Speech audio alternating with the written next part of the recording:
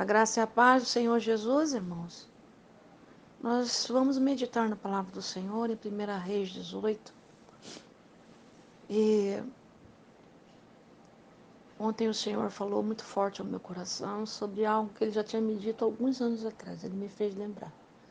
O Espírito Santo de Deus tocou no meu coração enquanto eu estava na vigília ontem. E Ele me disse, amanhã você vai falar sobre isso. E o que Deus colocou no meu coração há muitos anos atrás é o que nós vamos trazer agora para a nossa meditação. Elias estava no Monte Carmelo, aceitou um desafio contra os profetas de Baal. Eram centenas de profetas. Eu fico imaginando, meu Deus, trazendo isso para os dias de hoje. Um profeta verdadeiro do Senhor contra centenas de profetas falsos de um Deus falso. Aqueles profetas de Baal acreditavam tanto que Baal ia mandar fogo naquele altar. E o desafio era o seguinte, aquele Deus que respondesse com fogo, esse era o Deus verdadeiro. E Elias ficou tranquilo.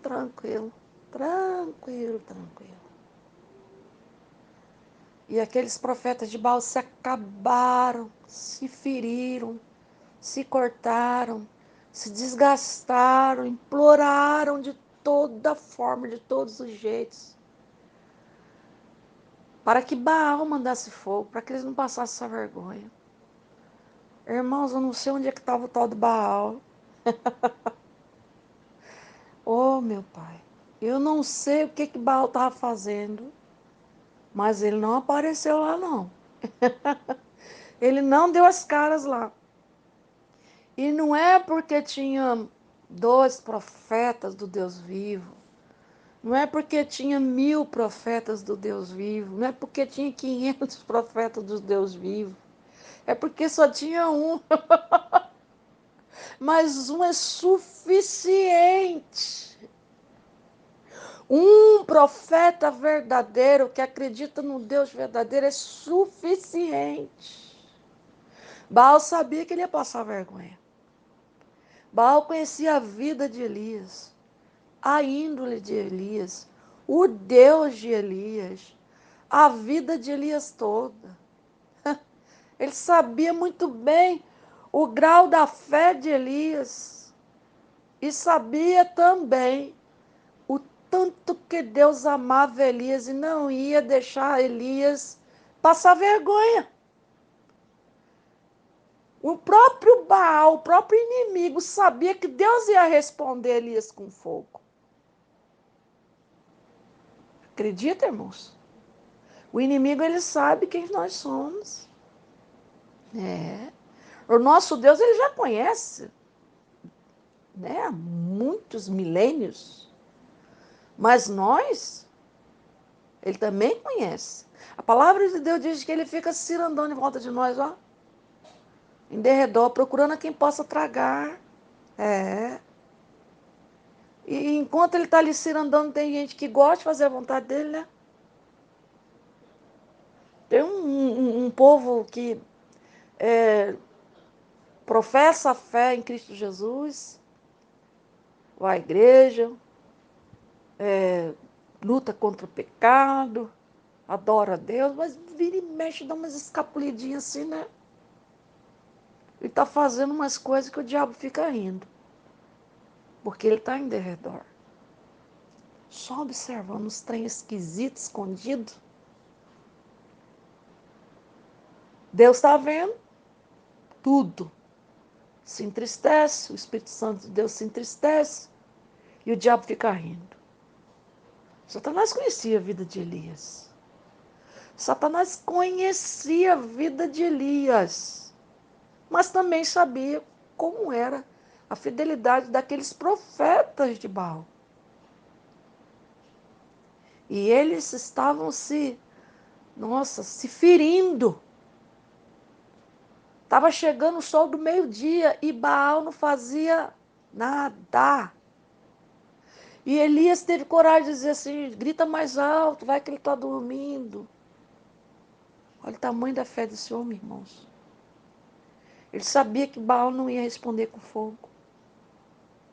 Um dia eu perguntei para Deus, falei, Senhor, por que Baal não respondeu com fogo? Se a tua palavra diz que o diabo tem poder para fazer descer fogo do céu. Um dia eu falei para Deus, Senhor, esses profetas não estavam ali aceitando um desafio desse, assim, do nada. Provavelmente isso já tinha acontecido alguma vez para eles poderem aceitar esse desafio. E tem respaldo bíblico, porque a tua palavra diz que o próprio diabo ele tem poder para fazer descer fogo do céu. Então, o que estava acontecendo ali?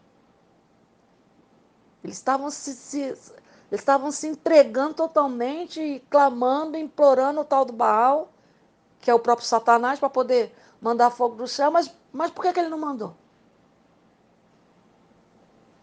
E eu fiquei intrigado com aquilo.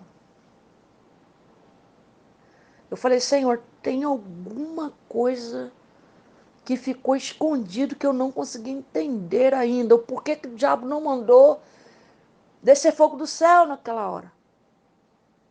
O Senhor falou para mim, a resposta está no texto. Maravilha. Oh, meu Deus, coisa linda. Aí, lendo o texto, está lá a resposta. O que aconteceu quando chegou a hora de Elias pedir a Deus para descer fogo do céu? O que aconteceu?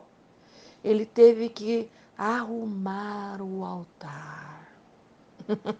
Ele arrumou o altar.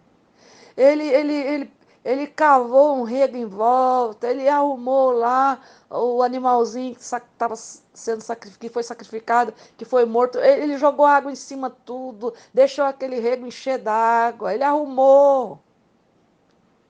E isso aqui fica como lição para nós, irmãos.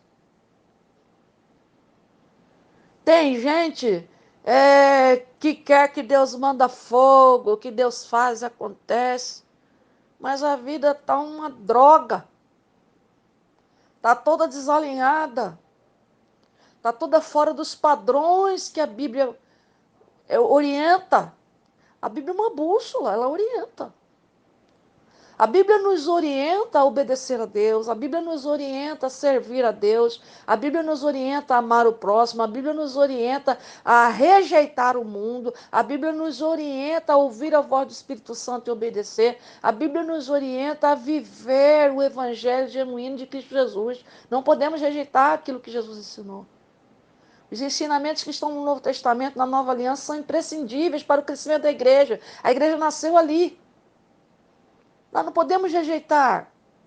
Tem gente amando o Velho Testamento de uma tal forma, irmão, você precisa ver. Tem crente com a cabeça toda virada. Quer arrumar não sei quantas mulheres, se baseando no judaísmo, que está na velha aliança, deixando de lado a nova aliança pregada por Jesus. Aí chega no altar com a vida toda torta, quer que Deus manda o quê? Fogo. Que fogo, irmãos? Nem Baal mandou fogo naquele altar todo bagunçado, irmãos. Nem Baal mandou fogo naquele altar todo desalinhado. Os homens estavam se acabando, só faltaram tirar suas próprias vidas. Baal olhou aquela bagunça. O próprio Satanás olhou, não mandou fogo, não. Olha o que aconteceu lá no Egito. Olha o que aconteceu no Egito, nas 10 pragas do Egito. Deus usava Moisés, depois os magos lá, os feiticeiros lá do Egito, faziam a mesma coisa. No início foi assim. Vocês acham que esses profetas de Baal estavam pedindo algo que eles nunca tinham visto acontecer? Vocês acham que eles estavam ali pedindo a Baal para mandar fogo do céu em cima daquele holocausto, sendo a primeira vez que eles iam passar por essa experiência? Olha, sei não, hein? Eu tenho lá minhas dúvidas.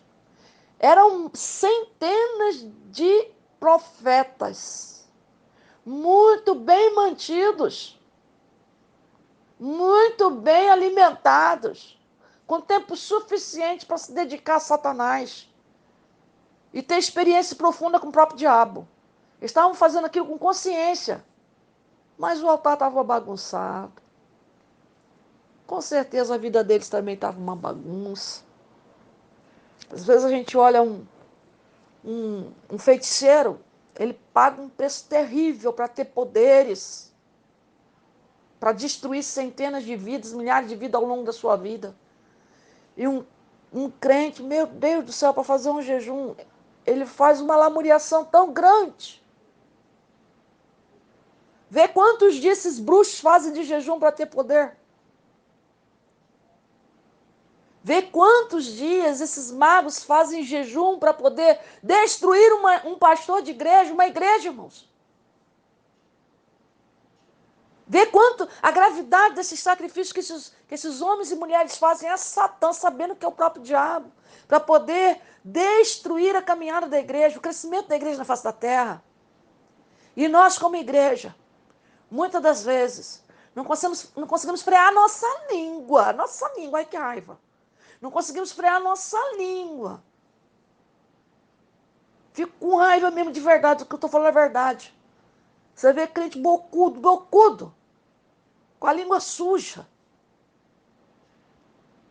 Você vê cristão assim, com a vida desalinhada. E Deus não manda fogo num altar desse, irmãos. É um testemunho tão ruim que não serve nem para os de dentro de casa. É uma vida tão longe de Cristo que ele se perde. Como aquele povo se perdeu no deserto. Construíram até um bezerro de ouro. Estavam ali numa situação, sabe?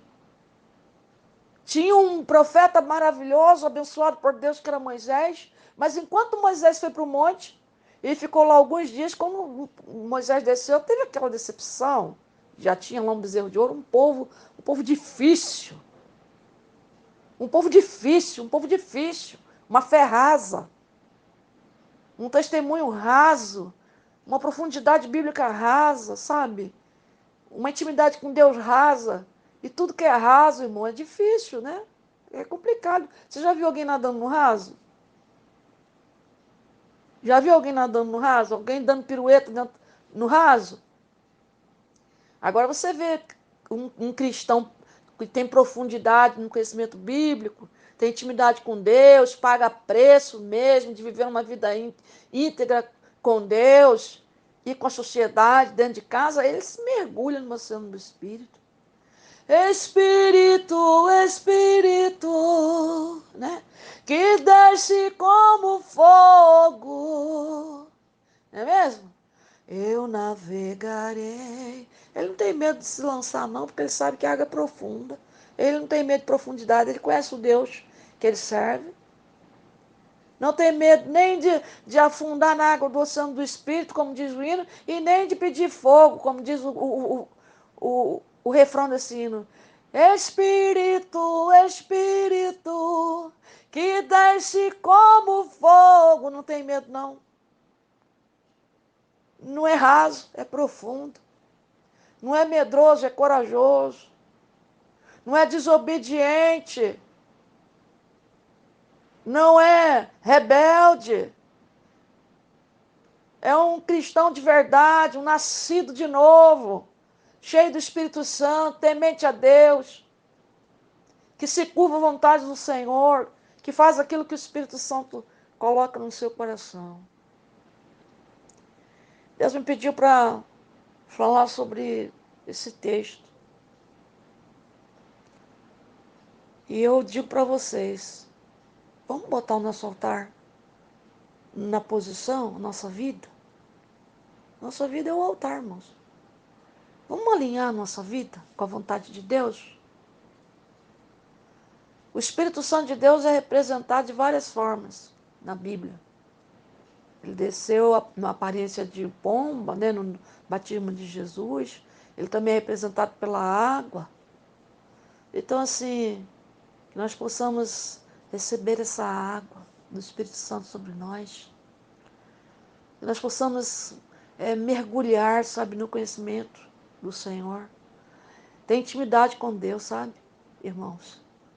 Virar as costas para o mundo de vez, não vale a pena não. Não vale a pena essa amizade com o mundo. É inimizade contra Deus. E a hora que a gente pedir fogo, para Deus atear fogo em nós, no altar que nós somos o altar dele. Quando nossa vida estiver alinhadinha, o altar arrumadinho, ele vai mandar fogo. Nós vamos ser totalmente transbordantes. Nós vamos queimar. Nós vamos nos alegrar numa vida íntima com Deus, através do Espírito Santo dele, o Espírito da promessa que está em nós. Que Deus abençoe cada um dos irmãos. Eu agradeço por me ouvirem. Que o Espírito Santo de Deus toque no seu coração, que você possa ser brasa viva para a honra e para a glória do nome dele. Amém.